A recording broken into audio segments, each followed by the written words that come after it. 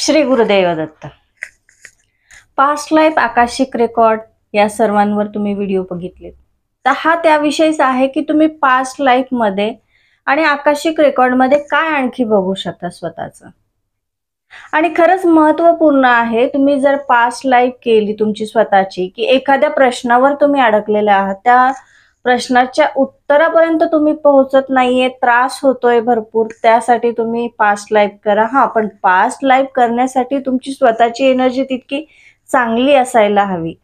तुमच्या शरीरातली जे चक्र आहे ते बॅलन्स असायला पाहिजे। त्यासोबतच त्याच्यात केल्यानंतर जी एनर्जी येते किंवा जो त्रास होतो, तो त्रास किती आपल्यावर करून घ्यायचा आहे आणि त्यातून बाहेर कसं काढायचं आहे किंवा निघायचं आहे, हे सुद्धा आपल्याला कळायला हवं। आणि त्या शरीरातलं मणिपूर चक्रामधलं रोहिणी ही पाकळी तेवढी पॉझिटिव्ह असायला पाहिजे किंवा ती चांगली असायला हवी।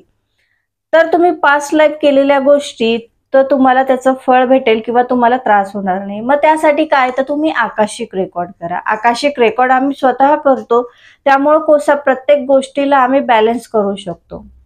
तर आता तुम्ही आकाशिक किंवा पास्ट मध्ये काय बघणार तुम्ही, तर यामध्ये तुम्ही एक असतं की तुमची फ्रिक्वेन्सी कोणती आहे, सध्या तुम्ही कोणत्या फ्रिक्वेन्सी मध्ये आहात, कोणत्या प्रश्नामध्ये, म्हणजे प्रत्येक जन्मामध्ये कोणत्या फ्रिक्वेन्सी मध्ये तुम्ही होतायत, त्याच गोष्टीमध्ये अडकून चक्रव्यूहात अडकल्यासारखं तुम्ही तिथेच बसताय। तर ते तुम्ही समजून घेऊ शकतात। तुमच्या शरीरातील कलर कोणता आहे, औराचा कलर किंवा तुमचे चक्र कुठे अडकत आहेत, ह्या सगळ्या गोष्टी यामध्ये माहीत होतात। तर तुम्हाला आयुष्यात जर पुढे जायचं असेल, तर नक्कीच तुम्ही पास्ट लाईफ व आकाशिक रेकॉर्ड करा।